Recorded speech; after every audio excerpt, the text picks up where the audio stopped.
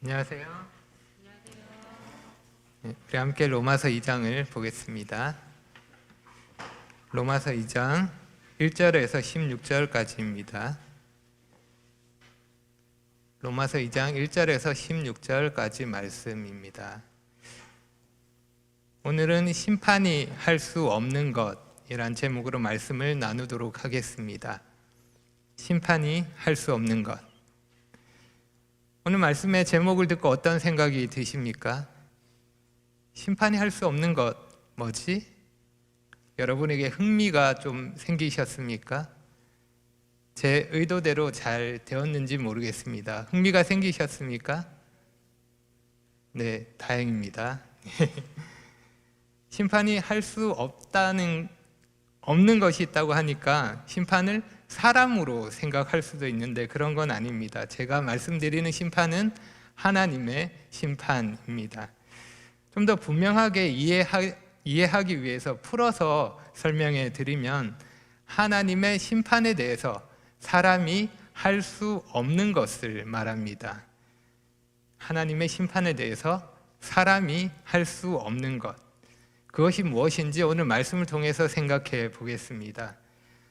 바울은 복음을 통해 하나님의 의가 어떻게 드러나는지 설명하기 위해서 먼저 하나님의 진노에 대해서 불편한 진실을 말하고 있습니다.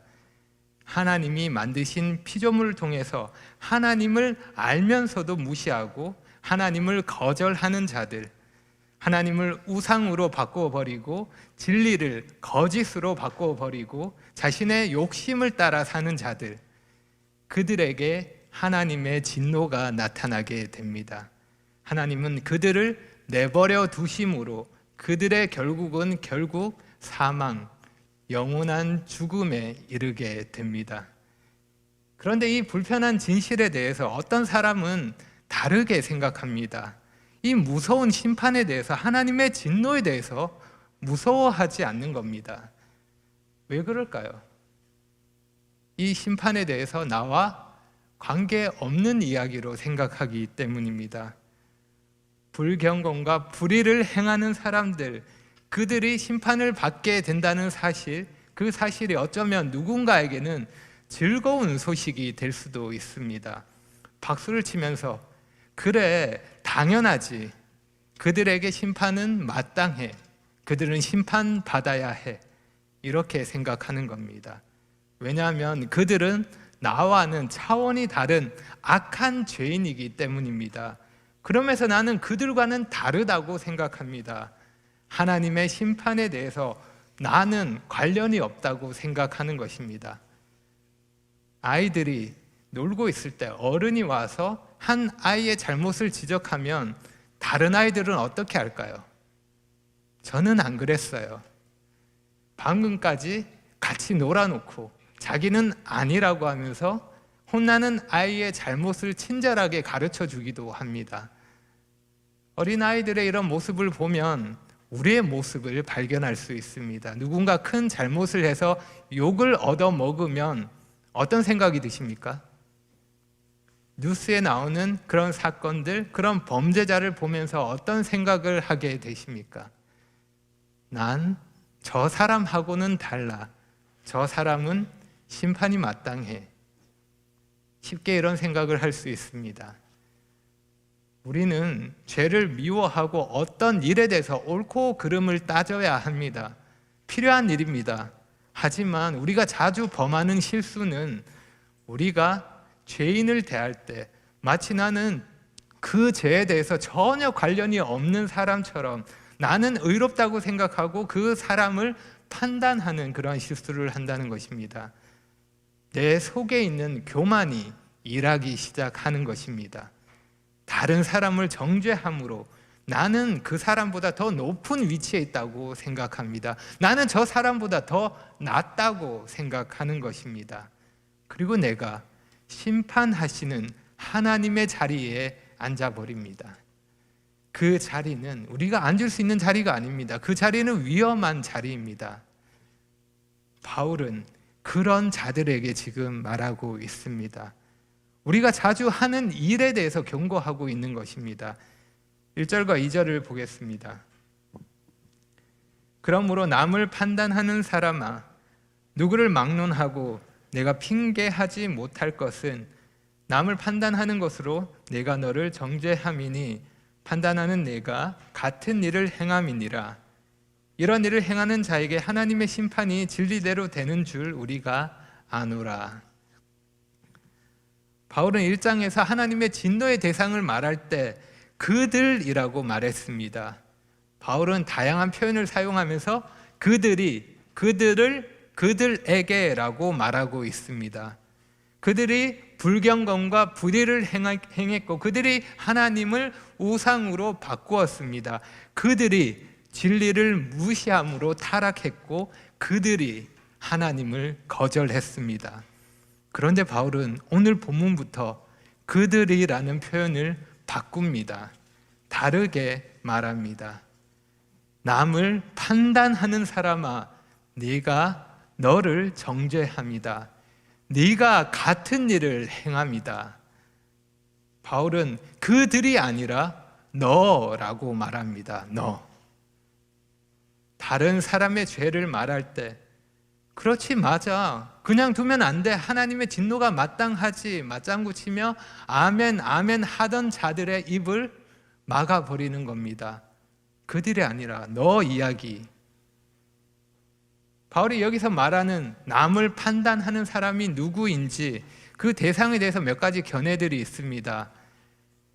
그런데 우리가 생각할 수 있는 것은 당시 문학의 양식으로 사용되었던 가상의 대화 상대를 두고 여러 가지 수사적인 질문을 하는 것으로 생각할 수 있습니다.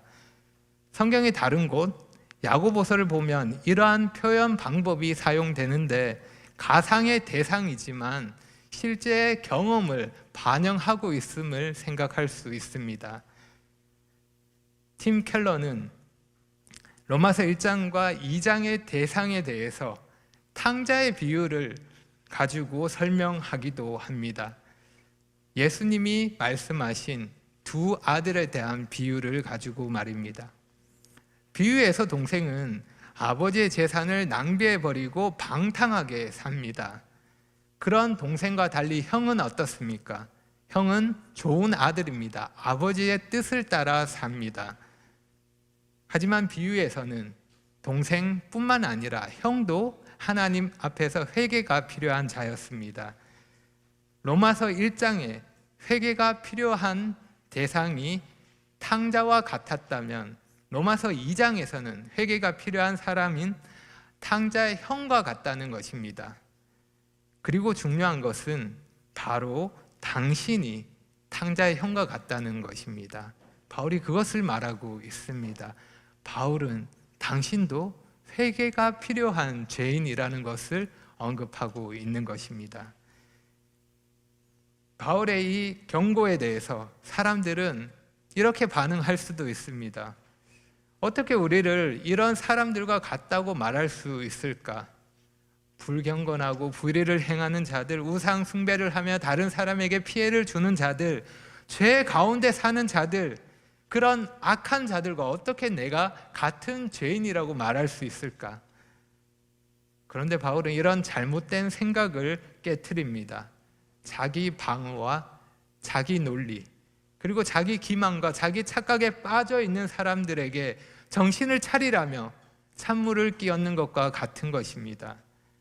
남을 판단하지 말고 정신을 차리십시오. 당신도 똑같은 일을 행하고 있습니다. 우리가 심판의 날에 하나님 앞에서 이렇게 말할 수는 있을 것입니다. 저는요, 살인한 적은 없어요. 이렇게 말하기는 어렵지 않을 것입니다. 그러면서 심판받아야 하는 사람은 다른 사람의 생명을 빼앗은 저기 있는 저 사람이 심판을 받아야 합니다. 이렇게 말할 수 있을 것입니다. 하지만 이렇게 말하기는 어려울 것입니다. 저는 다른 사람에게 화를 낸 적이 없습니다. 다른 사람을 미워한 적이 없습니다. 이렇게 말하기는 어려울 것입니다. 예수님은 형제에게 노하는 자마다 심판을 받게 된다고 말씀하셨습니다. 사도 요한은 형제를 미워하는 자마다 살인하는 자라고 말씀합니다. 우리가 다른 사람을 판단할 수 있을 만큼 순수하고 깨끗한 사람일까요? 저는 제 딸들에게 이런저런 해야 할 것과 해야 하지 않을 것들을 가르칩니다. 그러면서 나는 얼마나 잘하고 있냐 이렇게 생각될 때가 있습니다. 저도 생각처럼 잘하지 못할 때가 많고 실수할 때가 많기 때문입니다. 제가 아이들의 잘못 중에서 잘 참지 못하는 게 있는데, 쉽게 화를 내는 것이 있는데, 그것은 아이들이 엄마를 함부로 대할 때입니다. 그런 모습을 보면 제가 과하게 반응하기도 하고, 그래서 그렇게 혼낸 후에 스스로 반성하기도 합니다. 그런데 제가 아이들이 엄마를 함부로 대할 때, 그렇게 하면 안 된다고 아이들을 훈계하면서, 근데 살면서 돌아보면 제 아내를 함부로 할 때가 제가 더 많은 것을 보게 됩니다. 아이들보다 제가 그런 일을 할 때가 더 많은 것입니다. 다른 사람의 잘못을 훈계하면서 제가 같은 잘못을 하고 있는 것입니다. 그런 자에게 바울이 이렇게 말하고 있습니다. 3절입니다. 이런 일을 행하는 자를 판단하고도 같은 일을 행하는 사람아, 내가 하나님의 심판을 피할 줄로 생각하느냐? 하나님의 심판 피할 수 있습니까? 그럴 수 없습니다. 불가합니다. 그래서 우리는 여기서 심판이 할 수 없는 것 하나를 발견합니다. 심판이 할 수 없는 것 무엇입니까? 심판은 피할 수 없습니다. 심판은 피할 수 없습니다. 하나님의 심판이 진리대로 되는 줄 우리가 아노라. 하나님의 심판은 진리대로 될 것입니다. 그래서 피할 수 없습니다. 우리는 하나님의 심판과 하나님의 자비에 대해서 혼동해서는 안 됩니다. 오해해서는 안 됩니다. 하나님의 자비는 하나님의 심판이 면제되는 것이 아닙니다. 하나님의 자비는 우리를 회개에 이르도록 하는 것입니다. 4절과 5절입니다. 혹 내가 하나님의 인자하심이 너를 인도하여 회개하게 하심을 알지 못하여 그의 인자하심과 용납하심과 길이 참으심이 풍성함을 멸시하느냐? 다만 내 고집과 회개하지 아니한 마음을 따라 진노의 날 곧 하나님의 의로우신 심판이 나타나는 그날에 이 말 진노를 내가 쌓는도다. 하나님의 인자하심은 우리를 인도하여 회개에 이르게 하십니다. 하지만 우리가 고집을 부린다면, 회개하지 않는다면 그것은 하나님의 인자하심, 용납하심, 그 길이 참으심을 멸시하는 것이 됩니다. 그리고 그 결과에 따라 하나님의 심판을 맛보게 될 것입니다. 피할 수 없는 하나님의 심판을 직접 경험하게 될 것입니다. 다음으로 심판이 할 수 없는 것, 또 무엇이 있는지 6절부터 살펴보겠습니다. 6절부터 읽을 때는 11절까지 함께 읽는 것이 좋습니다. 왜냐하면 이 단락이 2절씩 짝을 이루고 있기 때문입니다. 교차 대구적 구조라고 하는데, 단락의 제일 위와 단락의 제일 마지막부터 시작해서 둘씩 짝을 이루고 있습니다. 6절과 11절이 짝이 되어서 심판의 원리를 말합니다. 7절과 10절이 짝이 되어서 선을 행하는 사람과 그 결과를 말합니다. 그리고 8절과 9절이 짝이 되어서 악을 행하는 사람과 그 결과를 말합니다. 그럼 심판의 원리가 무엇인지, 그리고 그 결과가 어떠한지를 생각하면서 오늘 말씀을 함께 읽겠습니다. 성경 읽기 같죠? 하나님께서 각 사람에게 그 행한 대로 보응하시되 참고 선을 행하여 영광과 존귀와 썩지 아니함을 구하는 자에게는 영생으로 하시고, 오직 당을 지어 진리를 따르지 아니하고 불의를 따르는 자에게는 진노와 분노로 하시리라. 악을 행하는 각 사람의 영에는 환난과 공고가 있으리니 먼저는 유대인에게요 그리고 헬라인에게며 선을 행하는 각 사람에게는 영광과 존귀와 평강이 있으리니 먼저는 유대인에게요 그리고 헬라인에게라. 이는 하나님께서 외모로 사람을 취하지 아니하심이라. 심판의 원리, 이 말씀으로 요약할 수 있습니다. 행한 대로, 행한 대로. 하나님이 각 사람이 행한 대로 갚아주십니다. 그래서 두 가지 결과가 있습니다. 선을 행하는 자에게는 영생이 있고 악을 행하는 자에게는 진노가 있습니다. 그 원리와 결과가 분명하기 때문에 둘씩 짝을 지어서 강조하고 있는 것입니다. 그런데 여기서 우리는 질문이 생길 수 있습니다. 선을 행하는 자에게 영생을 주신다는 말, 이 말을 우리는 어떻게 이해해야 할까요? 바울은 로마서의 주제라고 할 수 있는 1장 16절과 17절에서 복음이 모든 믿는 자에게 구원을 주시는 하나님의 능력이라고 말했습니다. 그리고 의인은 믿음으로 말미암아 산다고 말씀했습니다. 그런데 1장에서 믿음을 말했던 바울이 여기서는 갑자기 왜 선을 행하는 자에게 영생이 있다고 말하는 걸까요? 여러 가지 견해들이 있습니다. 그 중에 받아들일 만한 두 가지 견해를 살펴보면, 하나는 여기서 말하는 선에 대해서 선을 행하는 것이 믿음의 증거로 나타나는 행함으로 보는 것입니다. 그냥 행함이 아니라 믿음을 가진 자가 그 믿음의 증거로 행하는 행함으로 보는 것입니다. 그래서 선을 행함을 믿음을 전제로 한다고 보는 것입니다. 이게 한 가지 견해입니다. 다른 하나는 이 말을 있는 그대로 그냥 사실을 말한다고 보는 것입니다. 사람이 선을 행할 수 있느냐, 행할 수 없느냐, 그걸 따지는 게 아니라 정말 사람이 선을 행한다면 영생을 얻을 거라는 말입니다. 그 문제는, 그리고 사람이 선을 행할 수 없다는 그 문제는 바울이 이후에 더 자세하게 설명하고 있기 때문에 여기서는 정말 사람이 선을 행한다면, 그렇게 가정한다면 그에 대한 결과를 얻는다라는 의미라는 겁니다. 이해가 되십니까? 두 가지?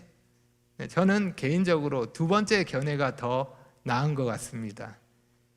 여기 단락에서 믿음을 전제를 하고 있다고 보는 것보다는 그냥 있는 그대로의 말씀으로 보고 바울이 전개해가는 복음의 강조점에 따라서 그렇게 생각하는 것이 더 좋은 것 같습니다. 그렇게 보면 이어지는 말씀에서 행위에 대해서 그 한계를 말씀하고, 그러므로 인해서 복음의 중요성이 더 강조되기 때문입니다. 분명한 것은 하나님의 심판이 행한 대로라는 이 원리에 따라 이루어진다는 것입니다. 이 원리에 따라서 결과가 주어집니다. 그래서 하나님의 심판은 행한 대로 주어지기 때문에 사람이 행하는 것과는 다릅니다. 사람과는 다릅니다. 사람들은 각 사람이 행한 대로 그 결과를 주어주지 않습니다. 그 결과를 허락하지 않는 것입니다. 다른 결과를 줍니다. 사람이 어떻게 합니까? 사람은 외모로 사람을 취합니다. 하지만 하나님은 외모로 취하지 않으십니다. 사람들 사이에서는 어떻습니까? 예쁘면 용서가 됩니다. 잘생기면 봐줍니다. 그래서 우리가 세상에서 손해볼 때가 얼마나 많습니까? 저만 그런가요? 외모로 손해보지 않는 분이 계실지 모르지만 어찌되었든 우리는 외모로 사람을 판단하는 그런 세상에서 살고 있습니다. 그런데 문제는 우리도 그렇게 할 때가 많다는 것입니다. 어떤 사람에 대해서 그 사람의 배경이나 지식이나 가진 것이나 그런 외적인 것들을 가지고 차별하는 것입니다. 하다못해 길고양이를 불쌍하게 생각해서 먹이를 주려고 해도 어떻습니까? 예쁜 고양이는 먹이를 주지만 그렇지 않은 애는 신경 쓰지 않습니다. 우리가 그렇게 하는 겁니다. 때로는 나와 어떤 관계에 있느냐에 따라서 사람을 다르게 대우합니다. 차별하는 것입니다. 무엇보다 우리는 나 자신에 대해서 다르게 대합니다. 우리는 나 자신에 대해서는 너무도 관대합니다. 봐주는 겁니다. 다른 사람의 죄에 대해서는 분노하며 정의를 외치지만 나 자신에 대해서는, 나의 죄에 대해서는 그렇게 심각하게 생각하지 않습니다. 나름의 핑계를 대면서 변명하기가 쉬운 것입니다. 이런 말이 있습니다. 남이 자기 생각을 주장하면 완고한 것이고 내가 내 생각을 주장하면 심지가 굳은 것이다. 남이 지출을 많이 하면 씀씀이가 해픈 것이고 내가 지출을 많이 하면 마음이 넉넉한 것이다. 내가 남의 잘못을 지적하면 비판적인 것이고 내가 잘못을 지적하면 예리한 것입니다. 남이 잘 차려입으면 허영심이 많은 것이고 내가 잘 차려입으면 패션 감각이 뛰어난 것입니다. 남이 위험을 감수하면 무모한 것이고 내가 위험을 감수하면 용감한 것입니다. 사람이 이렇게 나에 대해서는 관대하지만 다른 사람에 대해서는 그렇게 하지 못합니다. 차별하는 것입니다. 하지만 하나님은 차별하지 않으십니다. 그 행한 대로 갚아주십니다. 그래서 하나님의 심판은 공정합니다. 공평합니다. 그래서 하나님의 심판을 5절에서 의로우신 심판이라고 말하는 것입니다. 여기서 우리는 심판이 할 수 없는 것 또 하나를 발견합니다. 무엇입니까? 심판이 할 수 없는 것. 심판은 따질 수 없습니다. 우리는 하나님의 의로우신 심판에 대해서 맞다 틀리다 따질 수 없습니다. 하나님은 모든 사람을 차별 없이 공정하게 대하시기 때문입니다. 우리가 뭐라 말할 수 없는 것입니다. 중요한 것은 내가 누구냐 하는 것이 아니라 행한 대로 갚아주시는 심판을 생각할 때 내가 무엇을 하느냐입니다. 내가 유대인이냐, 내가 헬라인이냐, 내 출신이 어디 있냐, 내가 어느 교회에 다니냐, 누구의 자식이냐, 얼마나 부자냐, 얼마나 잘생겼냐, 얼마나 똑똑하냐, 이런 배경은 중요하지 않습니다. 중요한 것은 내가 무엇을 하느냐입니다. 그것이 중요합니다. 내가 무엇을 하느냐, 그 행위에 따라서 심판이 결정되기 때문입니다. 그런데 여기서 또 다른 질문이 생깁니다. 그러면 행위에 따라 심판이 결정된다면 그 행위는 무엇에 대한 것입니까? 뭔가 기준이 있어야지 뭔가를 했고 안 했고를 판단할 수 있지 않습니까? 그 기준이 무엇입니까? 12절과 13절입니다. 무릇 율법 없이 범죄한 자는 또한 율법 없이 망하고 무릇 율법이 있고 범죄한 자는 율법으로 말미암아 심판을 받으리라. 하나님 앞에서는 율법을 듣는 자가 의인이 아니요 오직 율법을 행하는 자라야 의롭다 하심을 얻으리니. 무엇이 행함의 기준이 됩니까? 율법입니다. 율법이 기준이 되어서 행함과 행하지 않음을 구분하는 것입니다. 그러면 우리는 또 다른 질문이 생깁니다. 율법이 기준인 것은 알겠습니다. 그런데 그건 유대인에게만 해당되는 거 아닙니까? 율법이 없는 사람은요, 이방인은 어떻게 합니까? 그러면 이방인은 자신이 모르는 율법을 기준으로 심판을 받아야 한단 말입니까? 그렇게 된다면 어떻게 하나님 심판을 공정하다고 말할 수 있습니까? 그에 대해서 이렇게 대답합니다. 14절과 15절입니다. 율법 없는 이방인이 본성으로 율법의 일을 행할 때에는 이 사람은 율법이 없어도 자기가 자기에게 율법이 되나니 이런 이들은 그 양심이 증거가 되어 그 생각들이 서로 혹은 고발하며 혹은 변명하여 그 마음에 새긴 율법의 행위를 나타내느니라. 바울은 사람이 태어나면서부터 하나님의 율법을 가지고 있다고 말합니다. 태어날 때부터 사람에게 탑재되어 있는 것입니다. 기본 옵션 사항입니다. 그것을 양심이라고 말합니다. 율법이 없는 이방인도 마음에 새긴 율법, 그 양심에 따라 행할 수 있습니다. 모든 사람이 옳고 그름에 대한 심판의 기준을 가지고 있다는 것입니다. C.S. 루이스는 이런 설명을 했습니다. 누가 너에게 이런 짓을 하면 좋겠어? 이렇게 말할 때 우리는 상대방도 당연히 알고 있는 행동 기준에 대해서 말하는 것이다 라고 말합니다. 우리가 다른 사람에 대해서 동일한 행동 기준을 가지고 있기 때문에 이렇게 하면 안 된다라고 말할 수 있는 것입니다. 해도 되는 일, 하면 안 되는 일, 사람은 그런 기준을 가지고 있습니다. 그래서 율법을 모르는 사람도, 율법이 없는 이방인도 하나님이 명하신 일들을 행할 수 있는 것입니다. 부모를 공경해야 한다는 것, 살인이나 간음이나 도둑질이나 거짓말이 나쁘다는 것을 알고 있습니다. 그 양심이 증거가 되어 마음에 새긴 율법의 행위를 하기 때문입니다. 물론 양심은 완벽하지 않습니다. 양심이 그 기능을 제대로 하지 못할 때도 많습니다. 사람들이 하나님을 다른 것으로 바꾸고 진리를 외면하기 때문에, 또한 양심의 일깨움을 받더라도 그 양심의 소리를 무시하기 때문에 잘못임을 알면서도 잘못된 행동을 할 때가 많습니다. 죄를 짓는 것입니다. 그럴 때 사람들이 어떻게 합니까?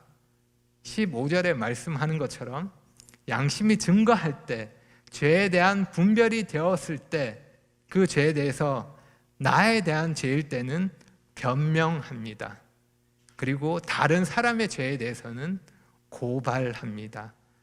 사람이 양심에 대해서 죄를 분별했을 때 그렇게 반응하는 것입니다. 나에 대해서는 관대하게 변명거리를 늘어놓지만 다른 사람의 죄에 대해서는 정죄하며 고발하는 것입니다. 하지만 심판하시는 하나님 앞에서는 변명할 수 없습니다. 그래서 우리는 여기서 심판이 할 수 없는 것, 마지막 하나를 발견합니다.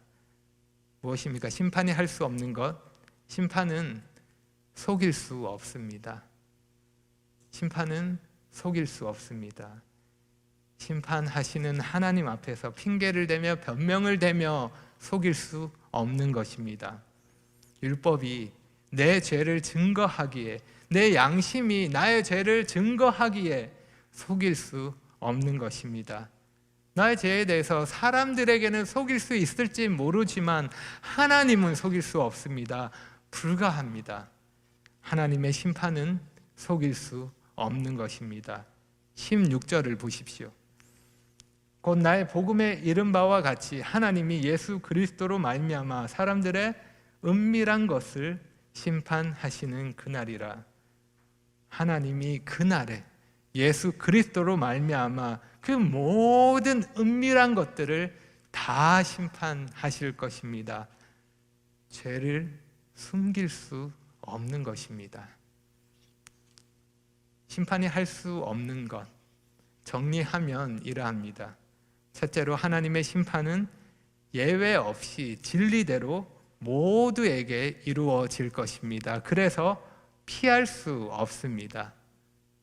둘째로 하나님의 심판은 차별 없이 행한 대로 공정하게 이루어질 것입니다.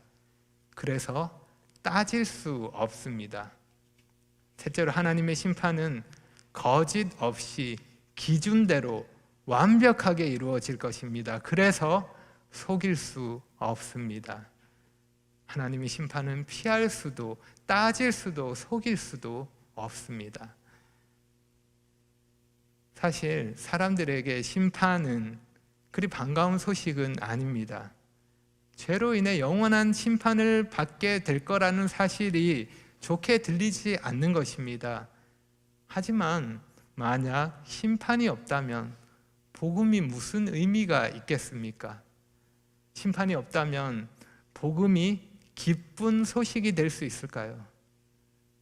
그럴 수 없을 것입니다. 만약 하나님이 죄에 대해서 아무것도 하지 않으신다면 우리는 그 하나님을 믿고 따를 수 없을 것입니다. 하나님의 공의를 신뢰할 수 없고 하나님의 능력을 믿을 수 없기 때문입니다. 하지만 우리가 믿는 하나님은 공의로우실 뿐만 아니라 심판하실 수 있는 능력의 하나님이 되십니다. 하나님은 모든 사람에 대해서 그 행한 대로 공정하게 심판하실 것입니다.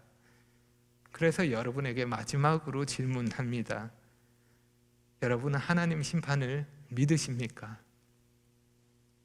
그러면 오늘 5절 말씀을 다시 생각하시기 바랍니다. 다만 내 고집과 회개하지 아니한 마음을 따라 진노의 날 곧 하나님의 의로우신 심판이 나타나는 그날에 임할 진노를 내게 쌓는도다. 죄에 대해서 완악한 마음으로 고집을 부리며 회개하지 않는 것은 그날에 임할 진노를 거듭해서 정립하는 것과 같습니다. 열심히 모은 진노 포인트는 심판하는 날에 보상받게 될 것입니다. 하나님은 이 땅에 가득한 죄에 대해서 무관심하신 것이 아니라 그 풍성하신 인자하심으로 회개를 기다리고 계시는 겁니다. 하지만 언젠가는 끝이 올 것입니다. 그러니 더 늦기 전에 여러분의 행위를 살피시기 바랍니다. 기억하십시오. 우리가 심판에서 구원받는 것은 행위로 되는 것이 아닙니다. 우리의 행위는 구원의 근거가 되지 않습니다. 하지만 우리의 행위는 구원의 증거가 됩니다. 근거는 아니지만 증거는 되는 것입니다. 정말 구원받았다면 행위가 증거로 나타나는 것입니다. 여러분의 행위가 증거로 나타나지 않는다면 자신을 살피고 주님 앞에 나아가 겸손하게 회개하시기 바랍니다. 하나님이 그리스도를 통해 모든 사람을 심판하시는 그날에 말씀을 듣는 자가 아니라 말씀을 행하는 자가 의롭다 하심을 받기 때문입니다. 기도하겠습니다.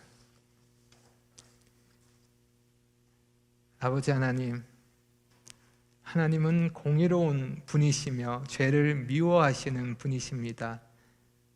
오늘 말씀을 통해 하나님의 심판을 다시 마음에 새깁니다. 모든 사람이 그 행한 대로 하나님의 심판이 마땅한 터인데 저희도 그런 자인데 하나님은 심판이 마땅한 저희에게 오래 참으시고 인자하심이 풍성하셔서 예수님을 통해서 저희를 구원해 주셨습니다. 그 은혜에 대해서 감사를 드립니다.